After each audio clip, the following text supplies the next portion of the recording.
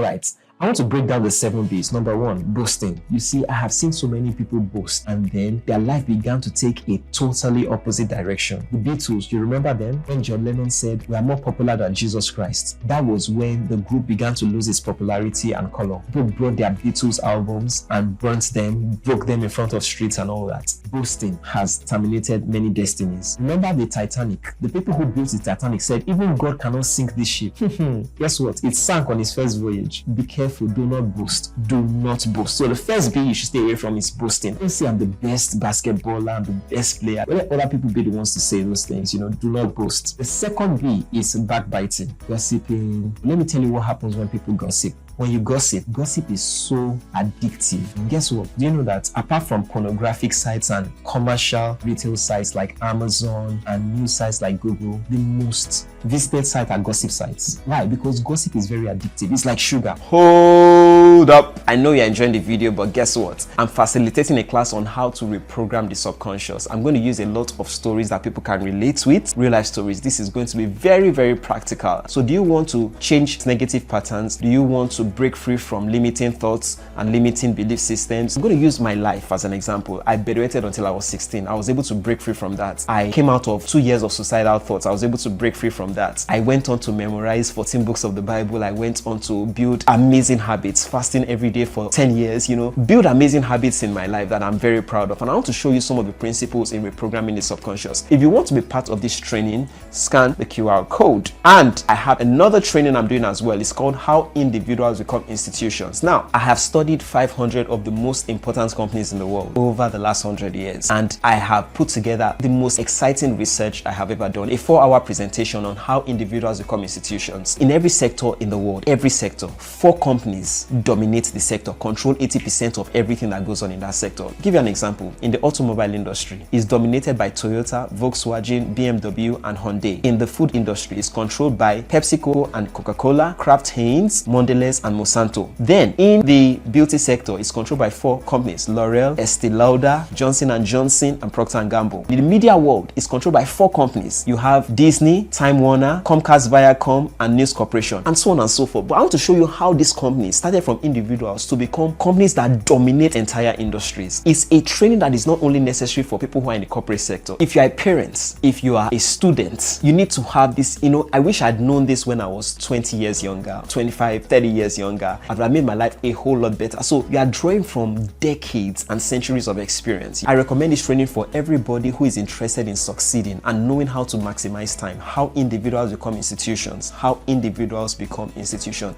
It's a 4-hour presentation. I'm giving you nothing but facts, showing you in a storyline format how individuals become institutions. You will love it. So if you're interested, scan the QR code. Bye for now, and back to the video. What it does to your brain is that it triggers the pleasure and reward center of your brain. It releases a rush of hormone called dopamine. When that happens is that your motivation goes down because you're already rewarded. It's the pleasure and reward center. So it's as if you're already rewarded. There's no push. So listening to gossip or gossiping reduces your motivation. Like, it drains your passion.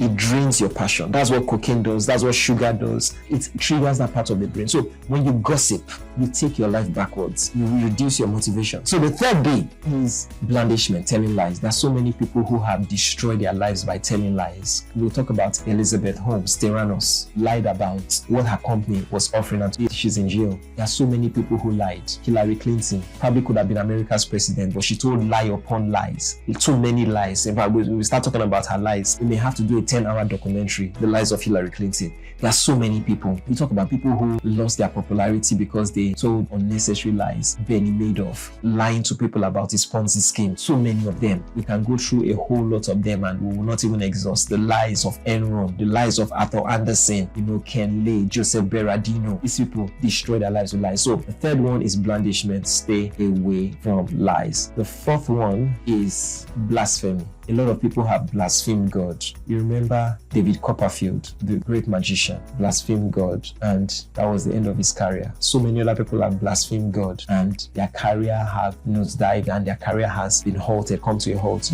So stay away from blasphemy. Stay away from blasphemy. The fifth B will be bickering, complaining. You see, with the way the brain works, I told you that Your speech center controls all the other nerves. So when you complain and say, oh man, well, this traffic is killing me, you know what? Your speech center controls all the other nerves. It begins to send a signal to all the other nerves that she has said the traffic is killing her. Now, all the nerves of your body begin to act as if you are being killed. They begin to condition themselves as if you are being killed. They just begin to condition yourself. But you say, man, I'm so thirsty, I'm gonna die. And then your nerve cells begin to act as if they are dead. They just begin to act lifeless, because the speech center of the brain controls all the other nerves. They control all the other nerves. And you just begin to say things that are negative, and it just begins to lead to a ripple effect of your body spiraling in a negative direction. So complaining is something you should stay away from. Complaining beclouds your occipital lobe, your ability to envision, to imagine, to be creative, to be innovative.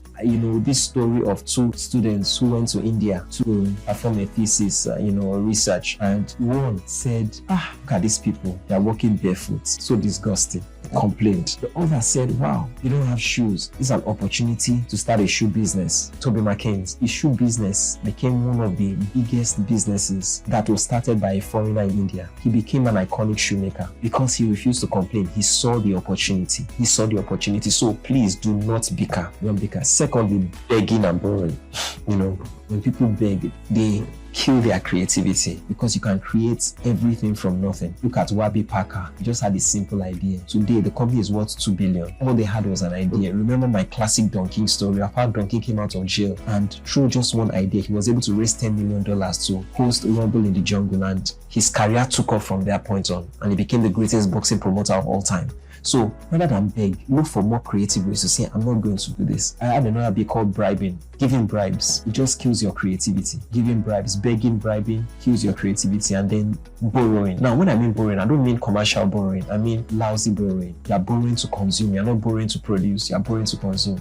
A lot of people start business on a debt. They don't even bring out their ideas on a small scale and say, okay, you know what, let me see how I can do it on a small scale, how much sales and revenue I can make. Just start out of borrowing. Have a beautiful idea. Okay, I'm going to borrow money. So they start on the wrong note. So these are the 7 B's that take people backwards. And if you stay away from them, you see that you'll begin to create a very positive, amazing, and beautiful life. I hope this works for you. Do have an amazing day, and bye for now. Hi there, I'm Adekome Olusoya, publisher of the Immersion Bible, and I will get you addicted to the Word of God, line upon line, precept upon precept. If you would like access to any of my books, products, or services, scan the QR code after this and you will have access to that. Kemi says hello as always. Do have an amazing day, and bye for now.